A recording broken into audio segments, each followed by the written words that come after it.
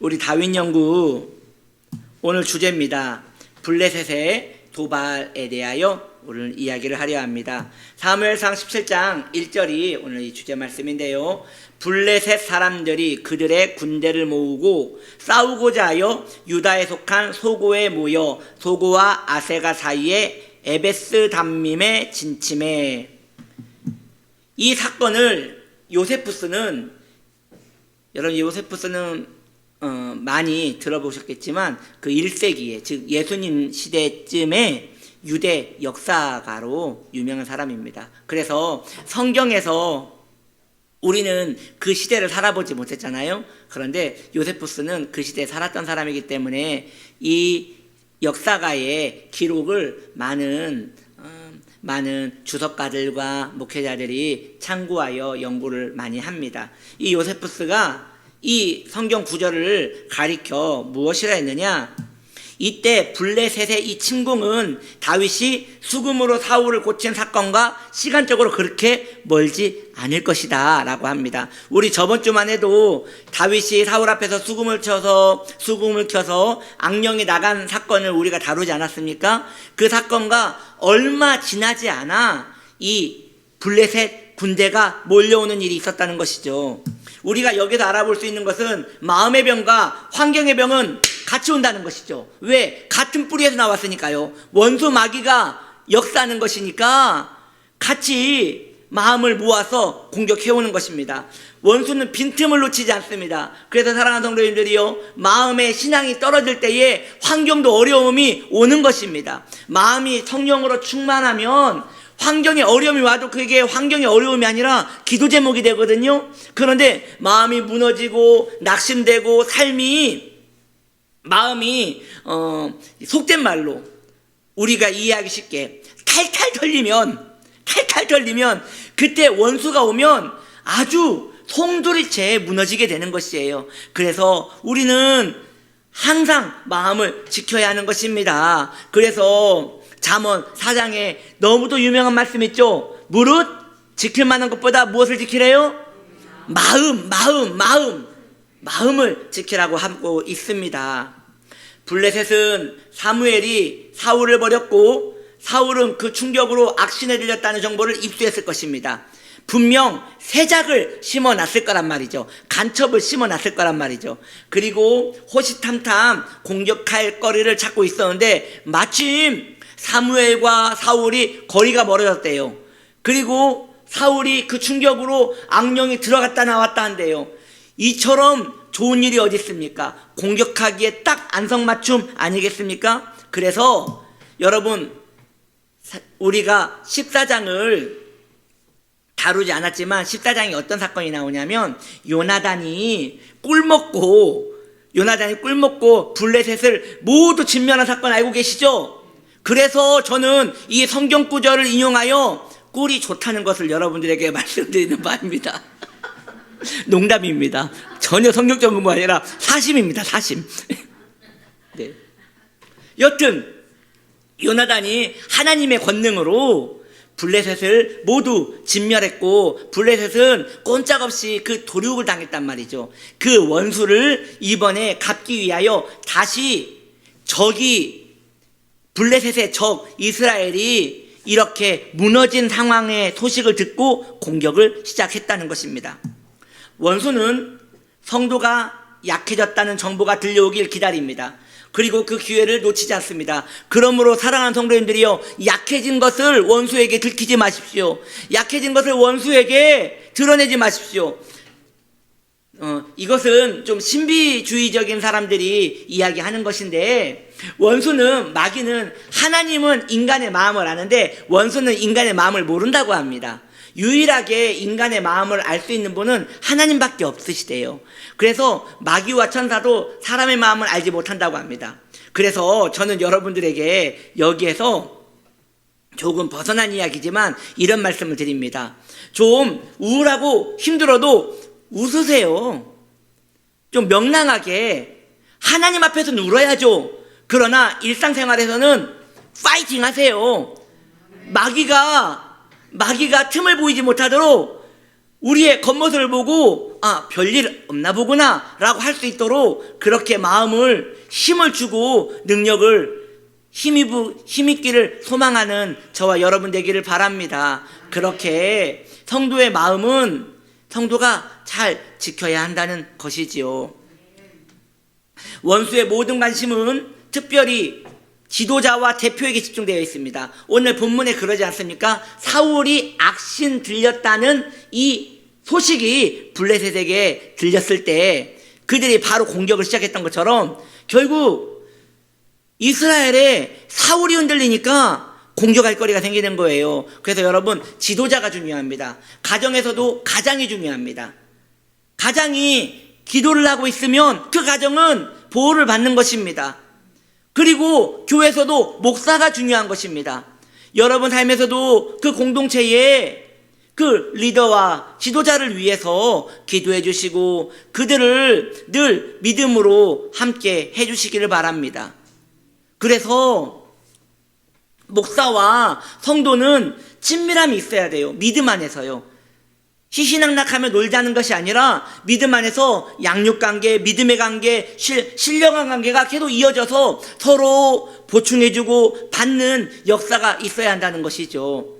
아더 핑크 목사님은 나중에 그의 사역이 문서 사역만 하거든요. 그런데 이후에 그런 기록이 있어요. 아더 핑크 목사님이 양육을 많이 하셨는데 사람을 만나지를 못하니까 편지로 양육을 많이 합니다. 그런데 이 아더 핑크 목사님의 그 말년에 이런 기록들이 있습니다.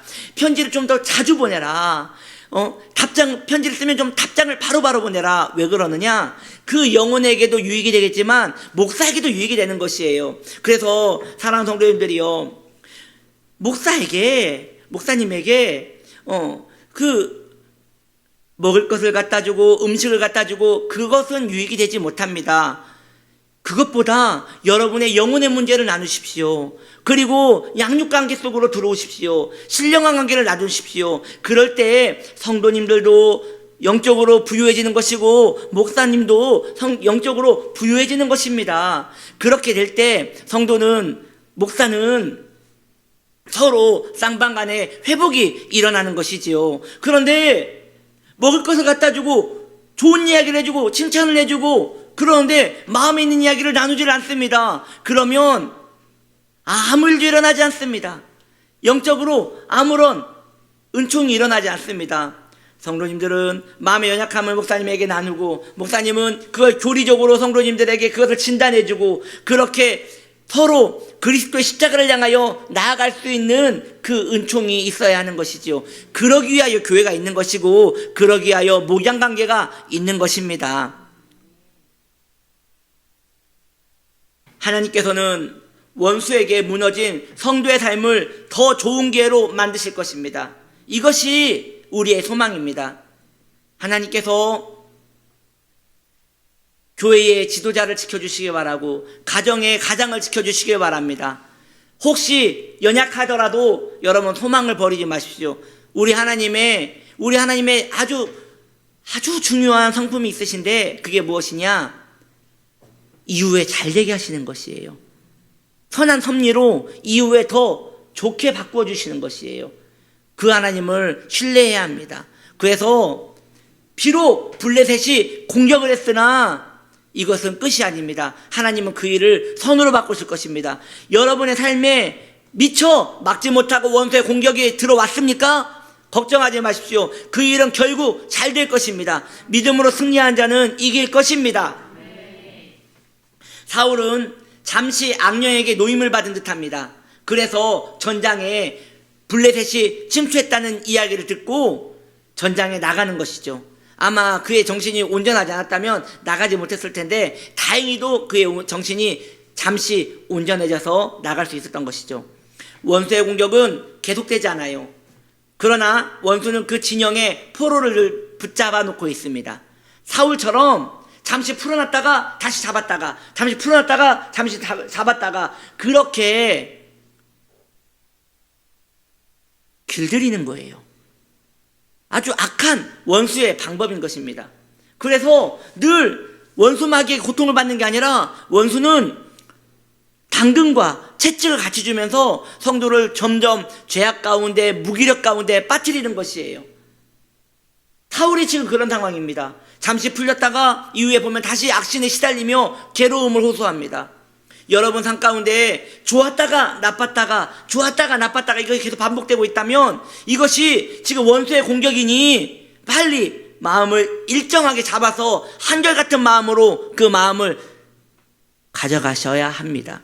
그거 참 쉽지 않아요. 그렇죠. 사람의 마음이 좋은 일이 있을 때, 평안할 때는 늘 좋지만 어려울 때는 마음이 자주 무너진단 말이죠. 주님 앞에 기도하셔야 합니다.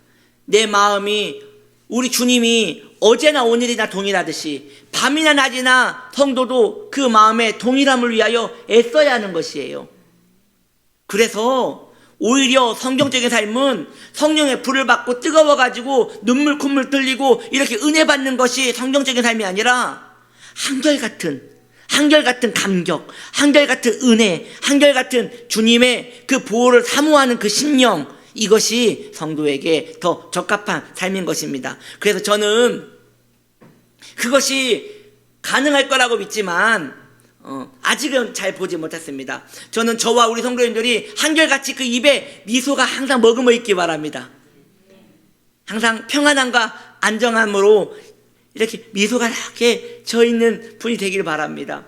교회에 오시는데도 웬만하면 교회에 올 때는 그 포크페이스가 되지 않아요? 그런데 얼마나 밖에도 힘들었으면 들어올 때 인상을 딱 쓰고 들어오셔가지고 교회에서 영적 전쟁을 하시는 거예요. 이것은 마귀하고 싸우자는 것이 아니라 이 분위기가 뿜뿜합니다. 오늘 날 건들기만 해봐라. 나는 오늘 굉장히 컨디션이 안 좋다. 이걸 이렇게 내는 거예요. 이것은 성도의 삶에서 아름답지 않은 것이에요. 그럴수록 마음을 지켜야죠. 저는 삼국지에서 관우를 제일 좋아하거든요. 왜냐하면 관우가 너무 멋있는데, 관우가 그 화살을 맞거든요. 팔에 적에게 화살을 맞아요. 그때 이제 의사가 마취제를 좀 하려 합니다 하니까 관우가 마취제 하지 말라고, 그러면 그 술이라도 좀 많이 드시라고, 아니 괜찮다고 그러면서 잠시 장기 한 판을 두어야겠구만 하면서 이제 병사를 한 명 불러가지고 장기를 둡니다. 장기를 두는데 이 장기를 두는 동안에 인상을 한번 쓰지 않는 거예요. 화살이 뽑히는 동안에. 그리고 물론 허세죠. 언제 끝났는가? 언제 끝났는가? 완전 멋져. 하하하, 오늘은 내가 졌구만. 여러분, 믿음의 성도는 장수입니다. 좀 아프면 막 울었다가 좀 좋으면 막 웃었다가 그러면 안 되고, 오늘 이 말씀 기억해서 다 관우 장군 되기를 축복합니다. 사울과 그의 군대는 초라했습니다. 적의 장수 골리앗이 이스라엘을 멸시했지만 방법이 없었습니다. 그래서 성도는 능력이 있어야 합니다. 능력이 없으면 조롱을 당해요. 능력이 없으면 원수에게 조롱을 당할지라도 그 방법이 없는 것입니다. 그러면 그 능력은 어떻게 받는 것이에요? 불받으라는 것이에요? 그게 아니에요. 한결같이 주님을 의지하라는 것이죠. 주님은 언제나 우리의 능력이십니다. 능력을 따로 받는 게 아니라 주님이 내 능력이세요. 주님과 내가 동행하고 주님과 내가 늘 함께 있으려고 그 마음을 향하는 것이죠. 그래서 주님을 자주 찾아뵈십시오. 자주 기도 가운데 머무십시오. 자주 경건 생활에 힘쓰십시오. 그렇게 주님과 계속 마음을 세상에서 뺏기기 전에 주님께 마음을 뺏기는 복된 하나님 사람들 되기를 축복합니다. 민수기 13장에 모세의 정탐꾼, 여러분 아시죠? 몇 명의 정탐꾼이? 12명. 12명 중에 그 10명이 그 믿음에서 미끄러지지 않습니까? 10명의 그 정탐꾼은 네피림 후손 아낙 자손의 거인을 만납니다. 이 네피림이란 말은 그 창세기 나옵니다. 6장에 보면 노아 시대가 시작하기 전에 천사와 인간의 여자가 결혼을 해서 낳은 거인족이라고 말하고 있습니다. 그래서 그 시대에 그 네피림은 좀 신성시 됐었던 것 같아요. 그러면 여기에서 그 천사는, 거기서 천사는 정말 천사를 말하는 것일까? 학자들은 그렇게 이야기하진 않습니다. 아마도 그 아담의 후손 혹은 셈의 후손이었을 것이다 라고 이야기를 합니다. 여튼 무슨 유전자 문제가 생겼는지 그들은 제일 작은 사람이 3m라고 했으니 얼마나 거인이었는지 모르죠. 더 장대한 사람은 더 컸겠죠. 지금도 그 네피림 그 아낙 자손이 있었다면 우리 교회는 못 들어오겠네요. 머리 쪄가지고. 이렇게 아낙 자손이 있었고, 그들은 스스로 자신을 메뚜기라고 낮춥니다. 얼마나 무서웠으면 그랬을까요? 아니 3m의 그 거인을 보면 무섭지요. 그런데 이 아낙 자손은 여기서 끝나지 않습니다. 여러분 이걸 기억하셔야 합니다. 이 민수기 13장에서는 메뚜기 됐잖아요. 메뚜기, 유재석 메뚜기가 됐잖아요. 그런데 여호수아 11장에는 여호수아의 군대들이 아낙 자손들을 모두 진멸시킵니다. 할렐루야. 민수기 13장에서는 자기를 메뚜기라고 하는데 여호수아 11장에서는 그 메뚜기들이 아낙 자손을 전부 무너뜨립니다. 이것이 하나님의 백성의 역사입니다. 그 후로 소수의 아낙 자손이 살아났습니다. 성경은 말합니다. 그 아낙 자손이 가사와 가드와 아스돗에 몇 명 남았다고 말하고 있습니다. 그 몇 명 중에 한 명이 누구라고요? 골리앗이라고요. 그 골리앗이 어디 사람이에요? 가드 사람이잖아요. 가드 사람. 그 아낙 자손은 혈통이고 가드 사람이잖아요. 그래서 오늘 성경에 보니까 가드에도 한 명 숨었다고 했는데 그 숨은 사람이 누구라고요? 그 골리앗이라는 것이죠. 성경은 골리앗을 설명할 때 가드 사람이라고 말합니다. 즉 몇 남지 않은 아낙 자손의 후예인 것입니다. 아낙 자손은 점점 멸망하고 있지만 언제나 그 존재감을 드러냅니다. 원수마귀랑 똑같아요. 여러분 원수마귀는 하나님의 전쟁에서 패배했거든요. 아멘. 원수마귀는 졌습니다. 십자가 아래서 패배했어요. 주님이 부활하실 때 그 머리를 깨버렸어요. 원수는 졌습니다. 그래서 점점 소멸합니다. 그런데도 원수는 한 번 나올 때 존재감을 드러냅니다. 왜? 기를 쓰고 덤비거든요.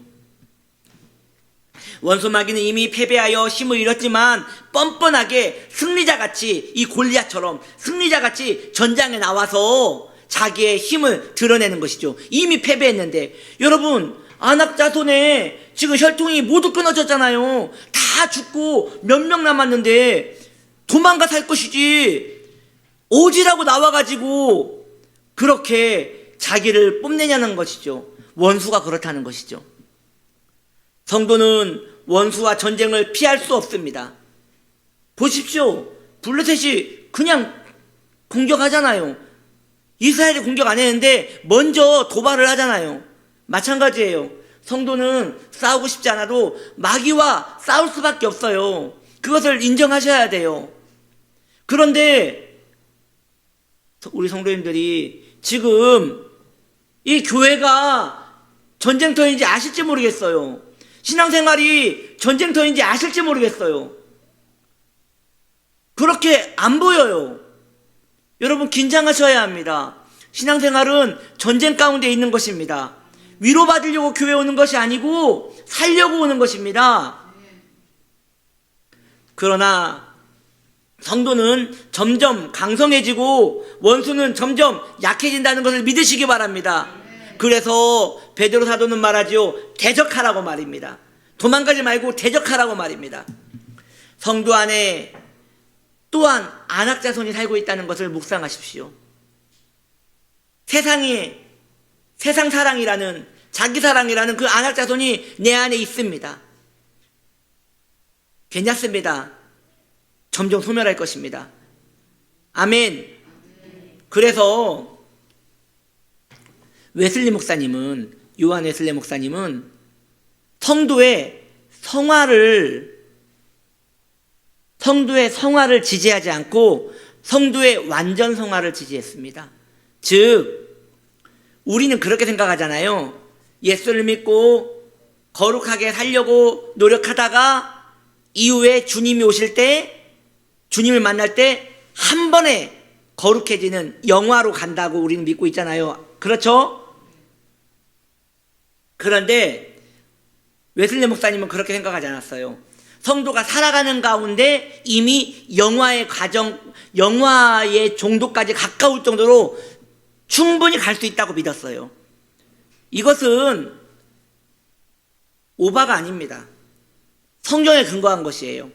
왜냐? 주님이 말씀하십니다. 내가 거룩한 같이 너희도 거룩하라 했습니다. 내가 온전한 같이 너희도 온전하라 했습니다. 그래서 그 말씀을 근거로 한 거였기 때문에 이 말씀에는 오류가 없습니다.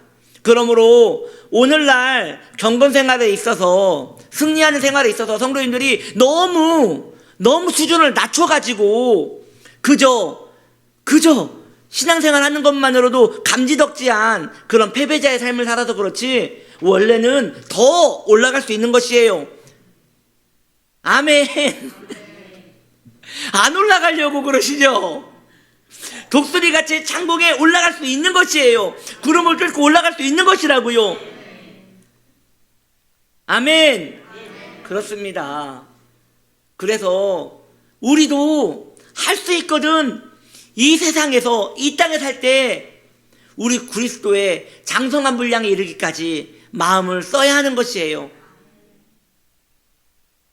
성도는 그리스도와 함께 죽었습니다. 그러므로 이미 승리했습니다. 그러나 아직 전쟁은 끝나지 않았습니다. 이번 주 주일은 성찬주일입니다. 성찬을 통하여 자기 자신 안에 자신을 돌아보는 것은 내 안에 있는 안악자손을 발견하는 데 큰 도움을 줄 것입니다. 우리 마음이 자기 자신과 세상을 미워해야 합니다. 그리고 성찬은 내가 누구의 소유인지 분명하게 하는 결의의 시간이 되는 것이에요. 그래서 성찬은 두려워해야 합니다. 왜? 내가 누구의 소유인지 생각하면서 먹는 거거든요. 내가 지금 누구를 섬기는지 고백하면서 먹는 것이거든요. 그러므로 성찬은 늘 두려워해야 합니다. 그래서 언제나 성찬은 의무가 아니었어요. 선택이었어요. 책임질 수 있거든 먹으라는 것이에요. 내가 성화의 삶을 살기로 결단할 마음이 있으면 먹으라는 것이에요. 여전히 죄악 가운데 살 것 같으면 먹지 말라는 것이죠. 이스라엘 백성들은 골리앗을 매우 신성시했을 것입니다. 골리앗은 이미 멸망한 후손에 불과합니다. 마귀는 이미 패배자에 불과합니다. 하나님의 백성은 연약해 보여도 결국 승리합니다. 여러분, 우린 연약합니다. 그러나 강합니다. 왜냐? 우리의 대장 예수 그리스도가 우리와 함께 계시기 때문이죠. 성도는 내가 누구와 싸우는지보다 내가 누구에게 속해 있는지를 더 바라봐야 합니다.